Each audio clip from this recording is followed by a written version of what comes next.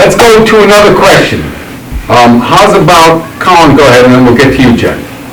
This issue concerns the environment. It's going to have more of an impact in the neighboring 113th Assembly District represented by Kerry Warner, but it may have a big impact on all of Saratoga County. There currently is a proposal for a biochar facility that will burn human sewage waste.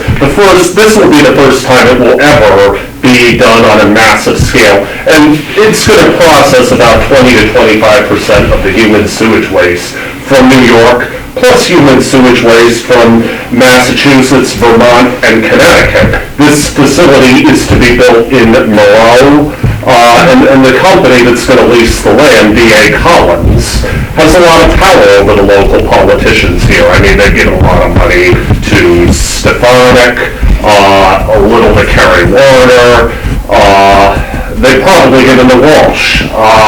But Look at any of me.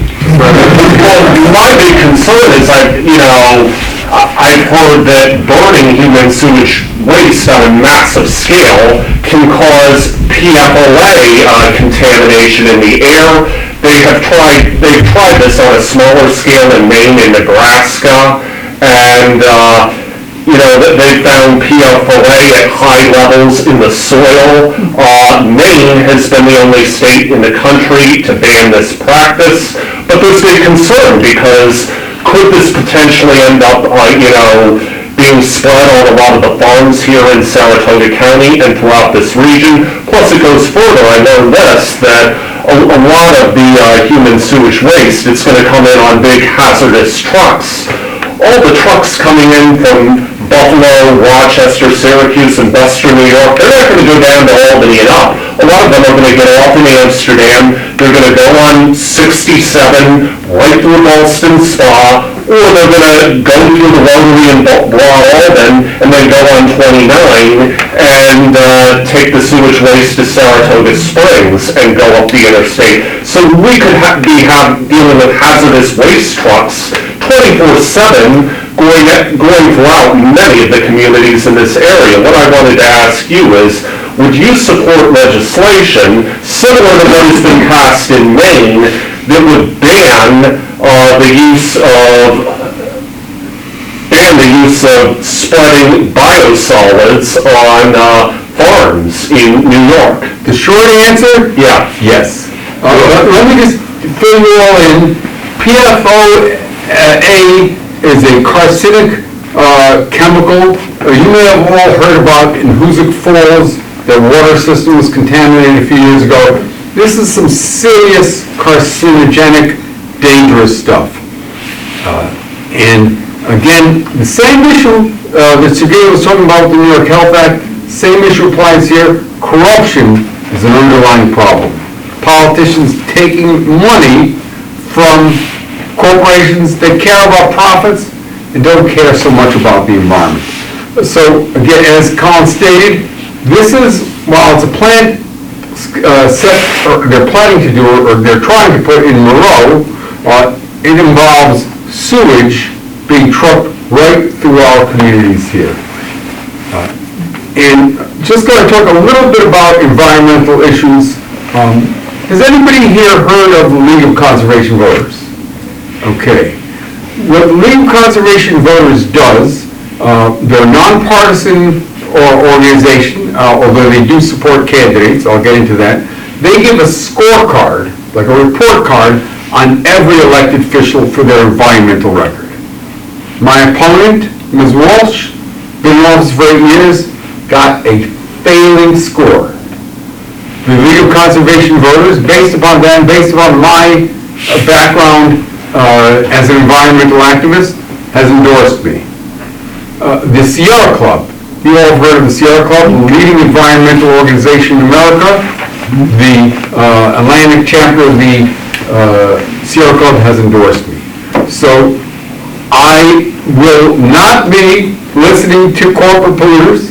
I'm not taking money for corporate polluters. I'll be standing up and fighting for legislation, like the legislation Colin was talking about, to prevent burning of toxic chemicals to pollute our environment. Okay, Jen, go ahead. So I had a question because I've been hearing that they're talking about doing another raise for state assembly and state senate workers, and the position's already better paid than most jobs are. Would you oppose the proposed rate? Since it's already like $170-something thousand for a year's salary? So this is for the actual assembly members.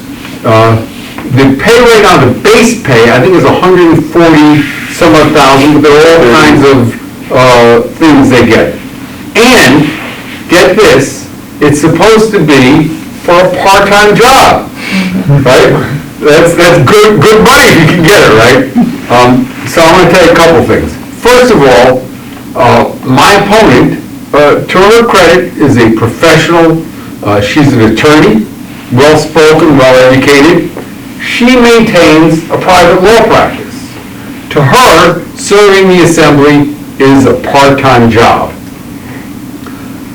I, when I'm elected, will be a full-time assembly member. Now, the session begins in January and ends in June. Sometimes they keep it a little late. That's when the assembly's in session. But the rest of the year, there's a lot of work to be done. That work is planning, and that work is listening to constituents and planning for the following session. So, is that a lot of money? It's a lot of money. Is it too much money? Yes. Do assembly members need to make more than that 140 base pay plus all the other stuff they get? Do assembly members need a raise? No. No. So that's kind of crazy stuff. Just to let you know my background, just a little bit. My background, by the way, I'm a retired software developer having worked for the state education department. I'm receiving a pension. When I'm elected, I'll have to give up my pension of about $50-some odd thousand a year. So it won't be like an extra $140,000 in my pocket. But yes, that's too much money, and I think the assembly members should get less than that. I'm planning to give away some of that money too. Yeah, I'm glad we all care about average people and not about the assembly members, even though I might be one of them, and getting rich off the taxpayers' dime. Okay, anybody else here got a question? Can we talk about the climate, since we have this big hurricanes, and can you just tell us how you feel about what's happening? You mean there are hurricanes happening? Joe Biden's making them happen. So what we've got here are two issues. One is climate change, and it's a massive issue, but there's another issue that I'll just briefly talk about, and that's misinformation. That's outright absurd and obscene lies. You see the lies they're saying, and it's from one particular political party that, I think, was it Marjorie Taylor Greene, who was one of the biggest liars, who came up with this absurdity. But there's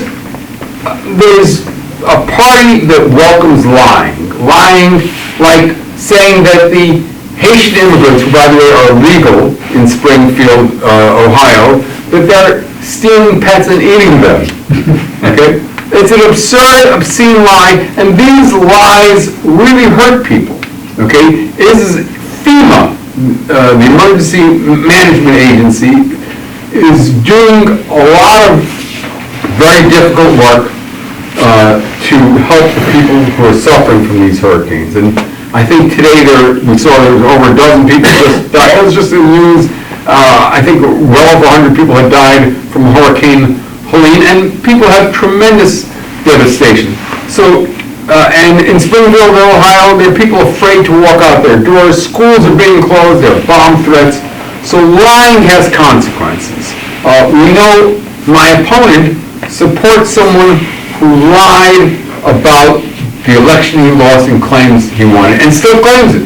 So lying is a big problem. Honesty, I can't even believe that I have to say this, but I believe in honesty.